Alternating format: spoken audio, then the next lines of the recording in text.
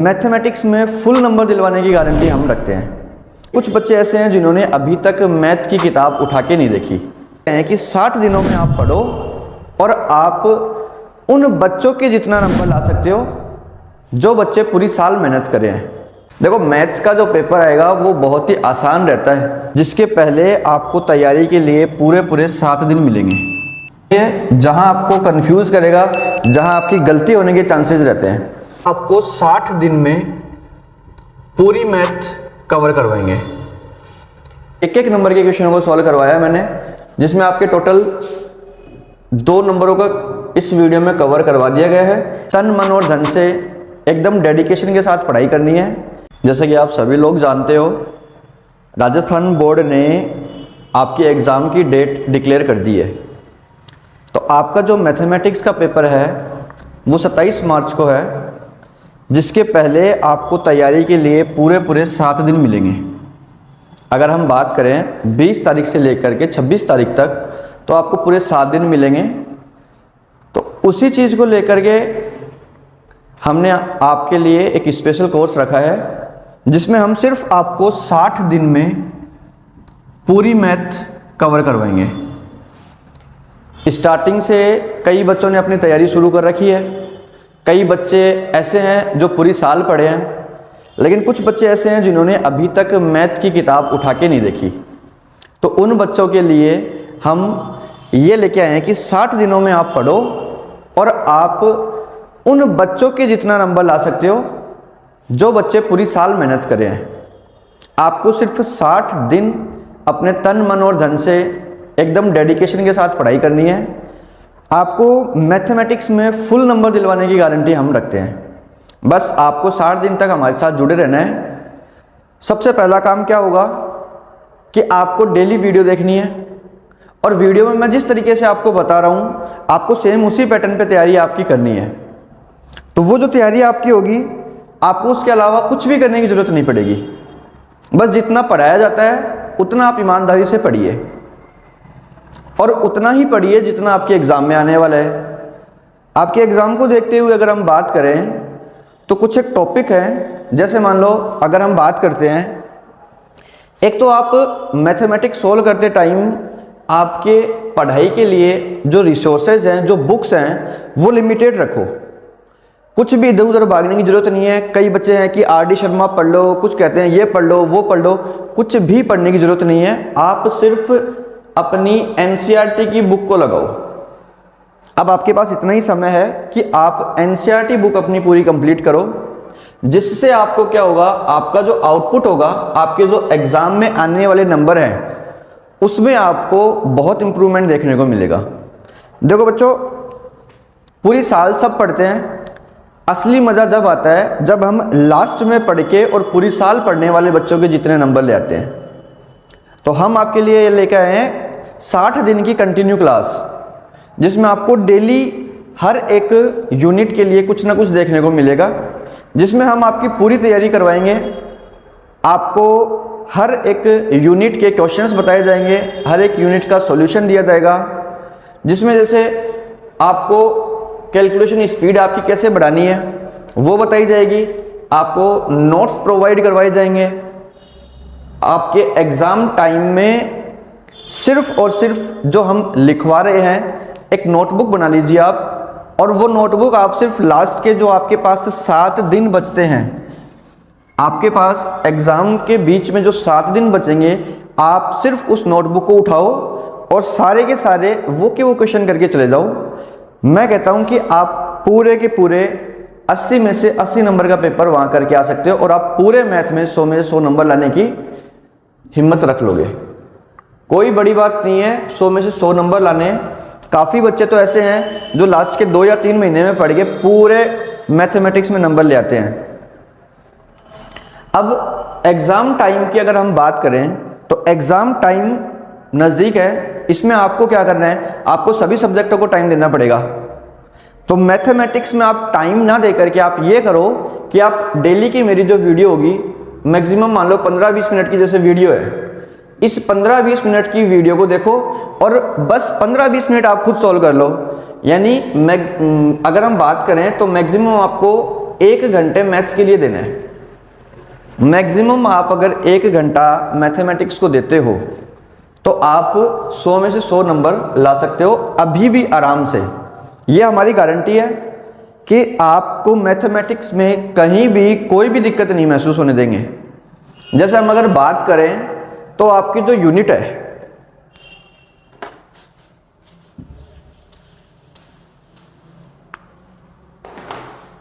हम अगर बात करें तो आपकी यूनिट है टोटल 14 यूनिट है। 14 यूनिट में कुछ यूनिट तो ऐसी है जो सिर्फ और सिर्फ एक वीडियो में कंप्लीट हो जाएगी, कुछ वीडियो हमारी है जो 4 से 5 दिन का टाइम लेगी। तो हम अगर एक एवरेज लेके चलें तो 14 unit multiply by 3 days per unit, तो आपके टोटल बनते हैं 42 डेज, यानी कि 42 दिनों में हम आपको पूरी मैथ की बुक पढ़ा देंगे, जिसमें एग्जाम्पल्स भी आपको कराएंगे, सॉल्यूशन भी आपको मिलेगा उसका। तो 42 दिन में आपने कंप्लीट मैथ की बुक पढ़ ली। उसके बाद में जो आपके बाकी के दिन बचते हैं वो आपके बचते हैं प्रैक्टिस के, और प्रैक्टिस भी आपको करने की जरूरत नहीं है, प्रैक्टिस भी हम करवाएंगे आपकी। पूरी मैथ की तैयारी अब आपकी,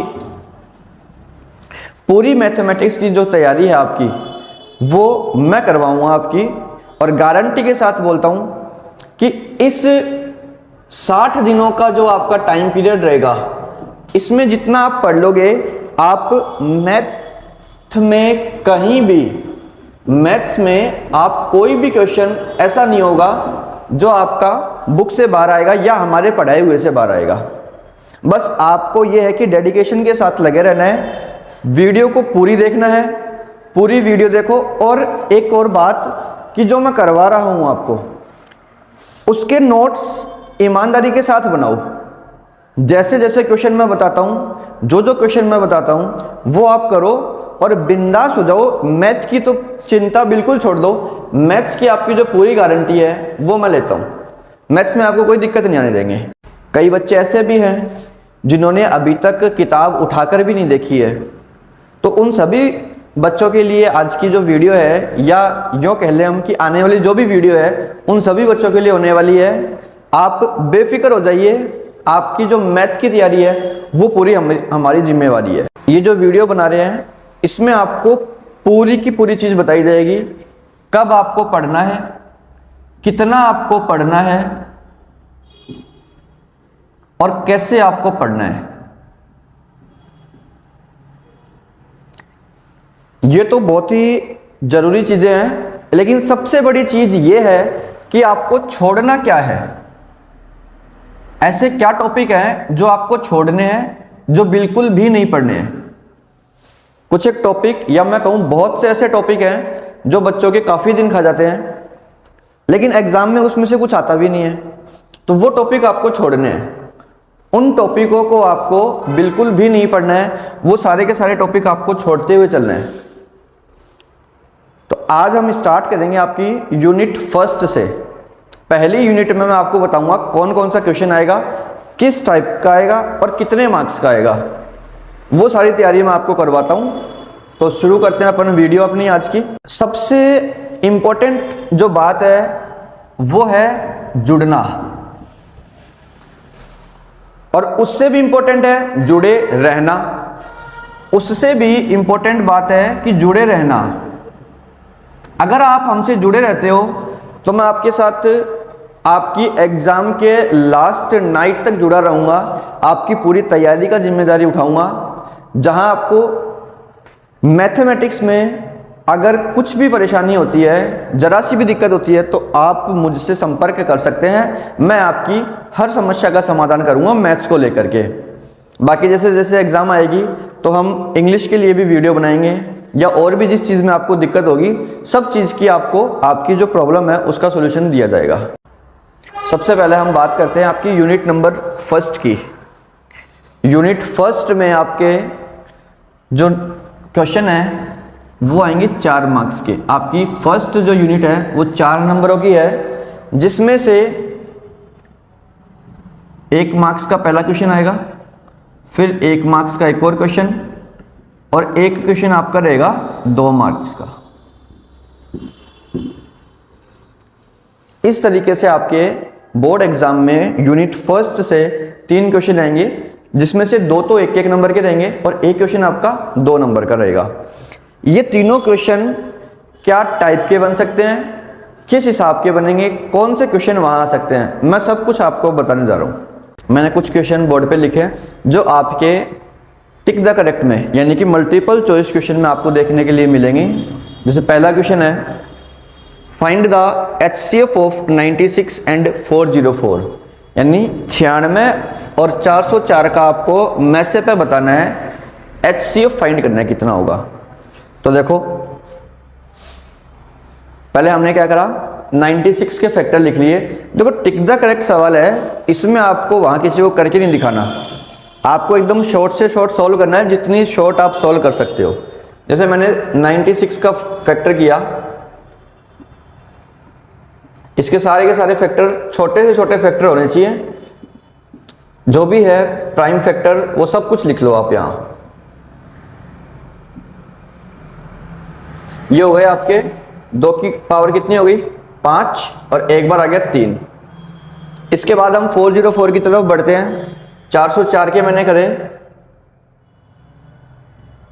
लास्ट में इवन नंबर है, 2 का डिवाइड हो जाएगा, 2 का डिवाइड किया तो 202 आ रहा है, फिर वापस 2 का डिवाइड हो गया 101 और 101 में सिर्फ और सिर्फ खुद का ही डिवाइड जाएगा। आपने इन दोनों के फैक्टर कर लिए। उसके बाद में ये देख लो कि ऐसा कौन सा नंबर जो दोनों में आ रहा है, तो यहाँ 2, यहाँ भी 2, यहाँ 2, यहाँ भी 2, यानी कि 2 और 2 बस। तो आपको यहाँ 2 × 2 यानी कि जो हमारा आंसर होगा वो कितना हो जाएगा 4 आपका आंसर हो गया। या फिर आप इससे भी और अगर छोटा तरीका देखना चाहो तो ये देखो, ये जितने भी आपको ऑप्शन दिए हुए हैं इन सब का इन दोनों में डिवाइड कर करके आपको देखना पड़ेगा, उसमें थोड़ा टाइम आपको ज़्यादा लग जाएगा, इसलिए आप ये वाला मेथड यूज करो। अगले सवाल की तरफ बढ़ते हैं। Which of the following is a prime number, अभाज्य संख्या। इन 4 ऑप्शन में से अभाज्य संख्या कौन सी है? अभाज्य संख्या वो होती है जिनमें सिर्फ और सिर्फ खुद का ही भाग जाता है। देखो अपन देखते हैं, ऑप्शन 9 है, 9 में 3 का भाग जाता है, तो ये अभाज्य संख्या नहीं है, प्राइम नंबर नहीं है।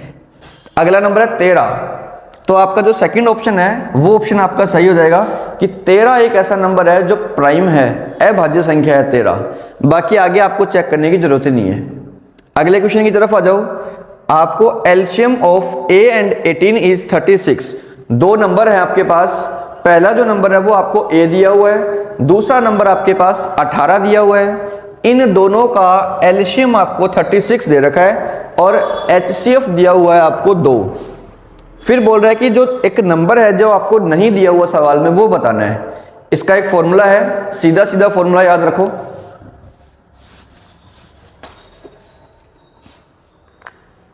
इसका जो फॉर्मूला है वो ये है कि LCM into HCF is equals to first number into second number. LCM गुणा एचसीएफ बराबर पहला नंबर गुणा दूसरा नंबर। इसमें आपको एलसीएम दिया हुआ है 36 और एचसीएफ आपको दिया हुआ है 2। पहला नंबर है a, दूसरा नंबर है आपके पास 18। आप 18 को सीधा यहां ले आओ इसके भाग में। 18 को मैं इसके भाग में ले आया, ये आपका कट गया 2 बार। 18 1 जा 18, 18 2 जा 36, ये आपका आ गया 2 2 जा 4, यानी a की वैल्यू जो आपकी आ गई वो हो गया 4। तो 4 जो ऑप्शन है वो आपका आंसर सही हो जाएगा। अगले सवाल की तरफ बढ़ते हैं। अगला सवाल जो आपका है 3 माइनस √3, ये एक कैसा नंबर है? आपको रेशनल या इरेशनल में से बताना है। यहां ध्यान रखो √3 है, ऐसा कोई नंबर जिसका हम रूट नहीं निकाल पा रहे हैं वो आपका इरेशनल नंबर होता है, अपरिमेय संख्या होती है। तो यहां √3 आ गया तो ये आपका हो जाएगा इरेशनल नंबर। सीधी सीधी बात है, आपको सिर्फ इतना बता देना है कि ये इरेशनल नंबर है। यहां मैं आपको थोड़ा सा बता देता हूं कि रेशनल नंबर कौन से होते हैं और इरेशनल नंबर कौन से होते हैं। आप चाहो तो इन चारों क्वेश्चन का स्क्रीनशॉट लेके रख सकते हो, इनका स्क्रीनशॉट ले लो आप। अब मैं आपको बताऊंगा कि रेशनल नंबर कौन से होते हैं और इरेशनल नंबर कौन से होते हैं।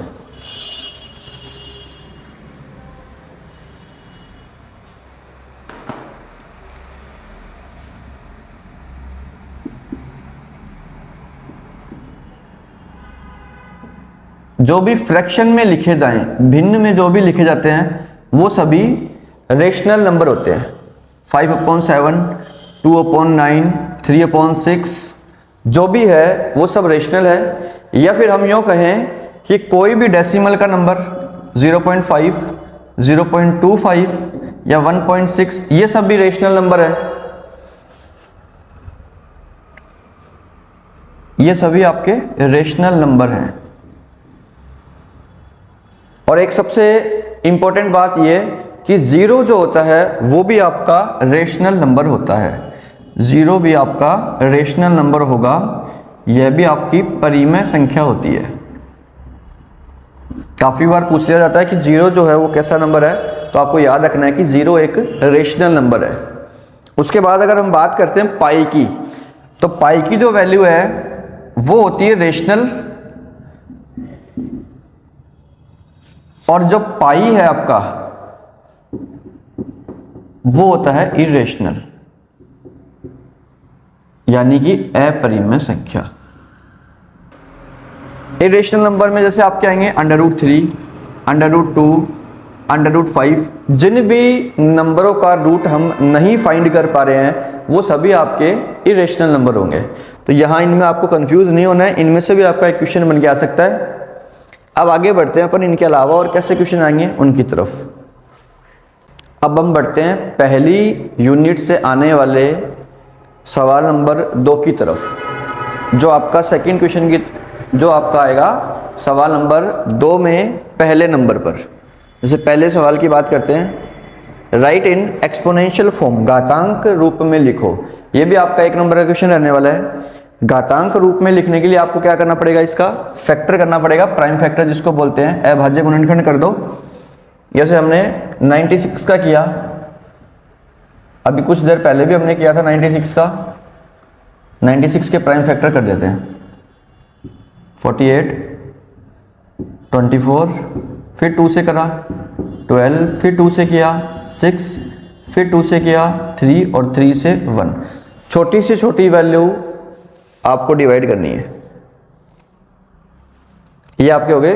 अब एक्सपोनेंट का मतलब होता है पावर, तो हमें इसको पावर के रूप में लिखना है। तो यहां देखो 2 काउंट कर लो, 1 2 3 4 5, तो जो 2 है आपका वो 5 बार आ रहा है और 3 1 बार। तो जो हमारी एक्सपोनेंशियल फॉर्म हो गई, जो हमारी घातांक रूप हो गया इसका, वो हो गया 2 की घात 5 गुणा 3। ये आपका आंसर है। 156 का आप खुद सॉल्व करके देखो क्या होता है। अगले सवाल की तरफ बढ़ते हैं। 96 एंड 404 ये 2 नंबर दे रखे, इनका एलसीएम पूछा है आपसे। लघुत्तम समापरिवर्तक।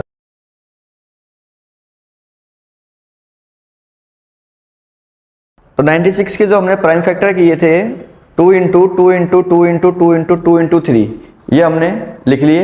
अब हम 404 के प्राइम फैक्टर की बात करते हैं। 404 में पहले 2 का भाग दिया, 202 बार गया, फिर 202 में फिर 2 का भाग दिया, ये आपका 101, और 101 में 101 का ही भाग जाएगा, वो एक बार जाएगा पूरा पूरा। आपको इनको यहाँ लिख लेना है 2 इंटू 2 इंटू 101।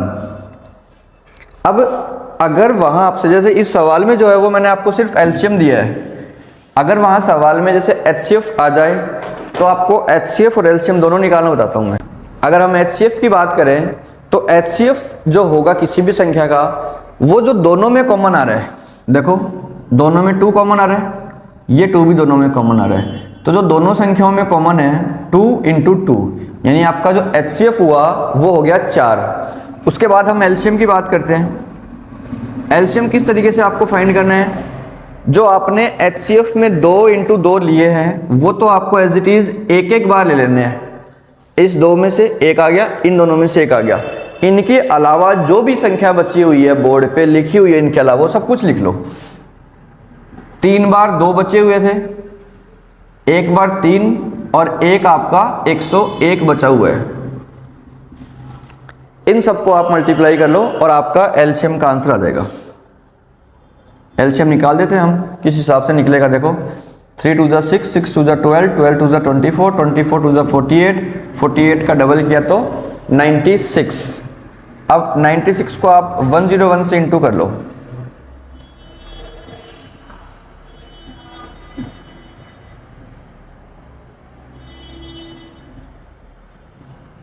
9696,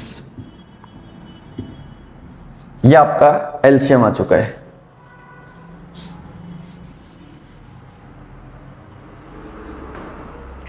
अगले सवाल की तरफ बढ़ते हैं। तीसरा जो सवाल है आपका वो बोल रहा है कि what is the HCF of two consecutive prime number. ये सवाल आप याद भी कर सकते हो। दो लगातार अभाज्य संख्याओं का एलसीएम एचसीएफ क्या होगा, उनका मैं स्टेप पे बताना है आपको कि उनका एचसीएफ कितना होगा।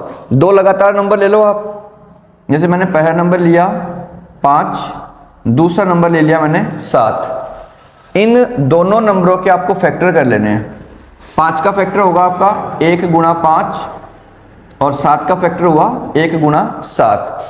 सीधी बात है, एचसीएफ की बात जो दोनों में कॉमन आ रहा है, दोनों में कॉमन क्या रहा है 1। तो दो लगातार प्राइम नंबर की अगर बात करें, उनका आपसे एचसीएफ पूछे तो वो आपका हमेशा आंसर होगा कितना 1। देखो मैथ्स का जो पेपर आएगा वो बहुत ही आसान रहता है। छोटे क्वेश्चनों में जो हमारा अगला क्वेश्चन है 216 के अभाज्य गुणनखंड करने हैं, प्राइम फैक्टराइजेशन करने हैं 216 के। तो 216 के प्राइम फैक्टर कर लो। क्वेश्चन कुछ इस तरीके से होते हैं ये, जहां आपको कंफ्यूज करेगा, जहां आपकी गलती होने के चांसेस रहते हैं। अब जैसे हम 216 की बात करते हैं, इसमें हम अगर 2 का डिवाइड करेंगे तो मोस्टली बच्चे यहाँ इसको 18 कर देंगे। जबकि एक नॉर्मल बात अगर अपन देखें कि 216 का हम आधा करेंगे तो कितना आना चाहिए 108। तो ये आपको गलती का ध्यान रखना है कि 216 में जब 2 का डिवाइड किया तो 108 आएगा, फिर वापस 2 का डिवाइड कर दो, ये आपका आ गया 54, फिर 2 का डिवाइड कर दो 27, फिर आपका 27 में 3 का जाएगा डिवाइड, और इसी तरह आपके जो प्राइम फैक्टर हुए 216 के वो हो गए 2 गुणा 2 गुणा 2 गुणा 3 गुणा 3 गुणा 3। तो prime factor of 216 equals to 2 multiply by 2 multiply by 2 multiply by 3 3 3। इस तरीके से आपको वहां करना है। एक नंबर के सवाल में आपको ज़्यादा नहीं लिखना है, जितना पूछा है एक नंबर में उसी हिसाब से बस आपको छोटे से छोटा कोशिश करनी है कि शॉर्ट में अगले को अपन आंसर दे दें। तो ये जो आपके आज हमने वीडियो में बनाए वो दो एक नंबर के क्वेश्चनों को सॉल्व करवाया मैंने, जिसमें आपके टोटल 2 नंबरों का इस वीडियो में कवर करवा दिया गया है। तो आज की इस वीडियो में हमने आपको मल्टीपल चॉइस टाइप में जो क्वेश्चन आने वाले थे वो करवाए हैं, और जो आपका सेकंड नंबर का क्वेश्चन आएगा उसमें से 1 नंबर का जो आपका सवाल आने वाला है उसमें से कुछ क्वेश्चन आपको उठा के करवाए हैं। आने वाली जो वीडियो रहेगी उसमें आपको 2 नंबर का कौन सा सवाल, किस टाइप का सवाल इस यूनिट से बन सकता है वो आपको अगली वीडियो में बता दिया जाएगा। सॉल्व करवा के आपको सारे क्वेश्चन दिखाए जाएंगे। फिर भी अगर आपको कोई डाउट है तो आप हमारे व्हाट्सएप नंबर पे मैसेज कर सकते हैं, आपकी हर समस्या का निवारण किया जाएगा।